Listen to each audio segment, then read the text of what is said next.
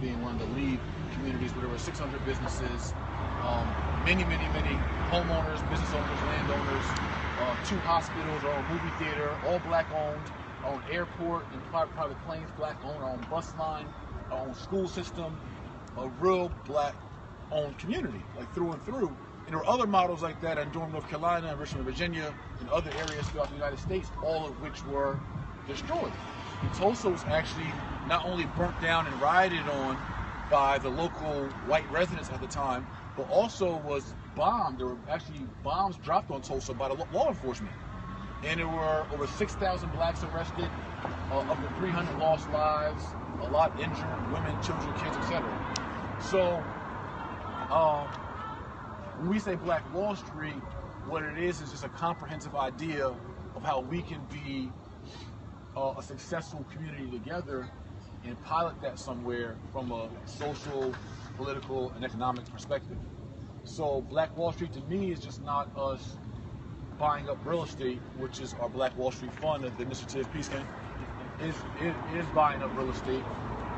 But we also want to infuse our social ideas and our cultural ideas and our core values into this community as well as our political ideas as well. So that way we as a people can give ourselves and restore ourselves and repair ourselves for everything we need. But it can start by a simple pilot like this. And what we're going to be, I'll be showing, we're going to walk the whole block all the way down on both sides. I've done this. I've actually been building this area now for at least, I won't say 60, 75, maybe 90 days, ever since the Freddie Gray revolt. I've been here. It's probably my at least 20th time back to Baltimore since the Freddie Gray incident. I've been building with community leaders here, activists, locals. I've talked to at least, on this block is about 40 houses. 28 are city-owned, 28 are vacant city-owned, 7 are vacant privately owned. So that's 35 that are vacant total out of the 40 on this block. And then there's, I want to say maybe it's like 43 or something like that. So there are about 8 to 12 homeowners on this block.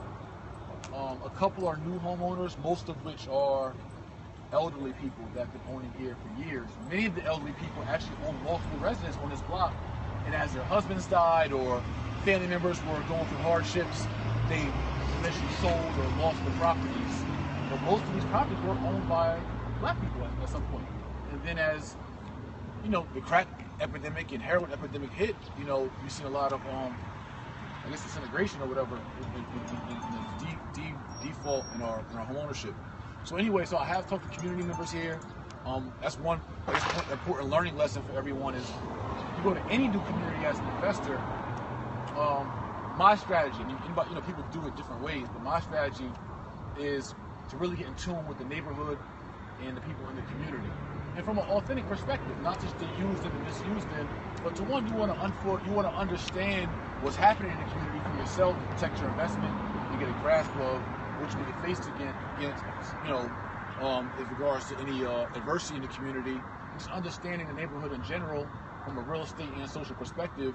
But also, I think it's just the polite and integrous thing to do to come into somebody's neighborhood, talking about buying up 30 houses, and you have a woman sitting on the porch across the street, or a man or a young woman saying, whatever.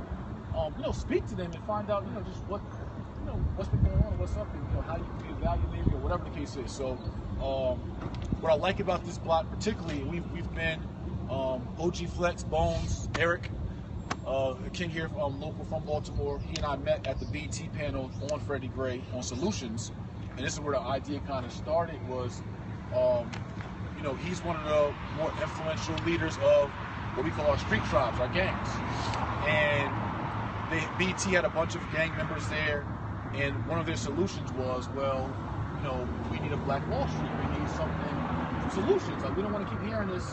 We know the community's messed up. That's apparent, evident. So what do we do? So as he and I have been building, we looked at different areas of West Baltimore, East Baltimore. I did a lot of due diligence, a lot of ground level research.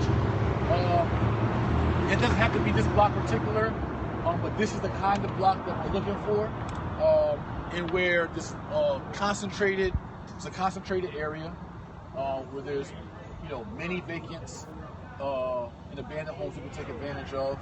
I like the fact that there's a church in the block, so that could serve as, if we build, I haven't built any relationship with the church yet. That will be one of our next steps, because that could serve as a community center, as a base for our educational programs and social programs, and intentionally. I also like this block because it's a one-way. I just feel like you can control a lot with the one-way street. And just the kind of way it just kind of sets off. And then there's a newer development of city housing that was rebuilt right there. We're about less than a mile and a half the most. I don't even think a mile and a half, about a mile from Maryland University. I mean, you can really cut through and be there in about five blocks. To be in downtown Baltimore, I mean, is literally a 3-minute drive away. I'm talking about 2 turns and you're in downtown Baltimore. So from that perspective, it adds a lot of potential appreciation and value and et cetera, it could really build out. So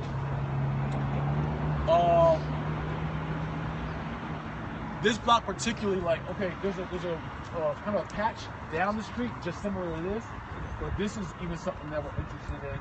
Like this land right here could service as maybe not a park because of you could fence in to kind of be a park, because you have a private park for the community. This could service as agriculture right here. This could be something for the community in regards to fresh vegetables and things of that nature.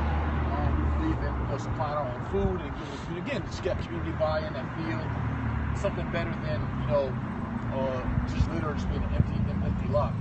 So I want us to start walking down the block, and you'll see many of the vacants. As we go down, we're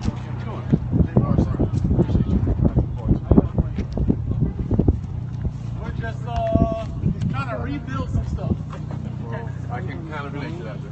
I just bought 2 already. You did? Yeah. Oh, great. What block? I'm walking around. Oh, okay. On what streets? I'm walking on Brantley. Oh, okay. Oh, that's the day. So, again, like when you look up, you'll see, and I've actually tried to tour these properties. Most of them are like impossible to tour because the roofs have caved in, or the roofs have been dilapidated for so long. There's been so much water damage all the way throughout that when our contractor, we did get rights from making the value to tour the houses. They gave us permission. And so when we strip the boards away and try to tour the properties, you can't even walk on the steps or the floors, like you fall through. So all these properties, majority of them will be total shells, will be total knockdowns. Not knockdowns in a sense, because we have to actually keep the structure, right? Because it is a historical district, so they want to keep the historical aspect to the look. So all these should be refinished from the outside, but totally gutted inside. And most of these units are about 1,700 square feet, 3 stories. It will make great 2-family homes, 3-family homes, or huge single-family homes. So, and I'll get to it. We may even bring my whiteboard out. I brought that with me. I want to actually show you guys what our strategy is in regards to investing in general. But a lot of it's going to revolve around multifamily housing to make purchasing more affordable, to teach responsibility of being landlords as well, and give people the option to either rent, the option to buy, lease, all that kind of stuff. So we want to provide many options for our people to be able to partake in this opportunity as investors. So we'll just stroll down. You guys can feel free to, those who are videoing, to just get some of the scenery. And I did speak to one investor who's down the street. I have his number on my phone, I should have called him. But he's a Haitian brother, and he's been building a house now for or rebuilding, reconstructing, renovating a house for 2 years now by himself. He said by himself, he's been going through bit by bit by bit by bit, and it's beautiful inside. He's done an amazing job. I hope he pops up. He has a white van. He pops up, that'd be great. We better see that house down there. He's further down. What you say? He's further down. He is. Yeah, he's all the way. He's at the bottom of the hill. Yeah. Yep. About that. Wow. So this is an example of a decent finish in regards to how some of the other ones are less finished.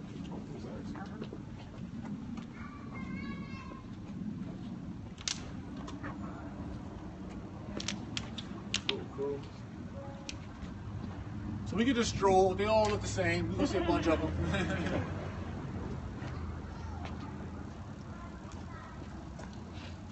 And again, probably 80% are city-owned, but there are private residents. A lot of times people think, oh, I've heard from 16,000 to 60,000. I can't even get an accurate number of how many vacants there are in Baltimore. But like if you see this one, you can see right, you can see straight through, no roof. The roof goes, a drop top. Drop top house. You ain't never seen a drop top crib.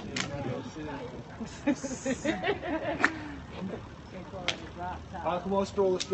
But the misconception is that everyone thinks the city's sitting on all these vacant properties and man, the city this, the city that. When in reality, I've been at the city, I looked at their whole map of what they own, what they don't own.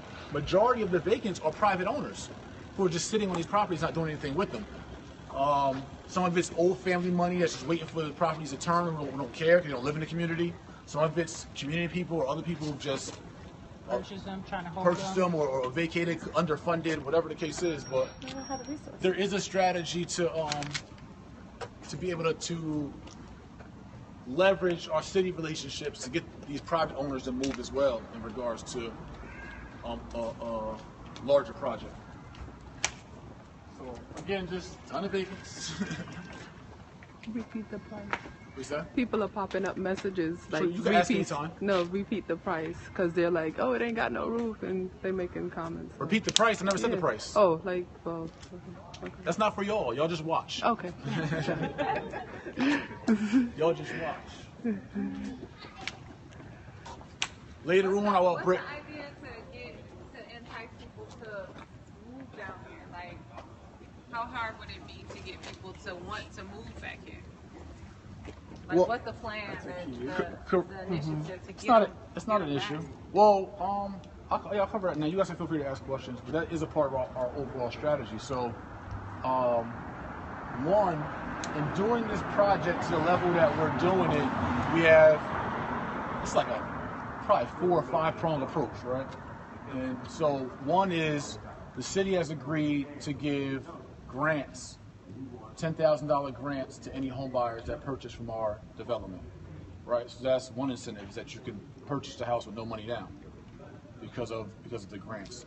In addition to other grants in Maryland, like right now there's an existing grant. If you have $25,000 in student loans or more, you can get a $10,000 grant for purchasing a home. There's also work where you live grants and some other funding opportunities available. So that's one. 2, part of our development strategy is the incentives as a fund, as a development company, what we're going to offer people that purchase from us in regards to equity incentives, fully furnished houses, and other incentives that we're going to offer to those who move in the community. 3, not only are we looking and we'll be promoting for local community residents to purchase or lease with option or whatever the case is, we're also going to be encouraging young professionals throughout Baltimore, throughout Maryland, to come and move into Black Wall Street. We want to bring a different level of morale, different level of sophistication. We want to lead by example. We want to bring others into the community from outside to be able to affect the community from the inside out. And they'll be also a part of all those incentives. And then I would just say 3 from a perspective is the way that we're going to, the way that we are currently, going to package and brand the overall development. It's not your traditional real estate development because, again, not only are we just bringing in real estate development to the community, we're already active in the high schools, we'll be active in the middle schools, the rec centers, and we're bringing social and economic repair to the community. So we're not looking to put unrepaired or people still suffering from economic and social trauma, and so we'll just say we're not looking to put bruised, battered, or ugly people into beautiful houses. We're looking at help beautify our people the same way we're looking to beautify the real estate. And so all that combined in the way that we're going to promote it in a sense and package it and market it to the world from our marketing, branding, and PR perspectives is going to be everyone's incentive to want to be a part of this historic opportunity. Cool. They said, can out-of-state residents, can out-of-state people move?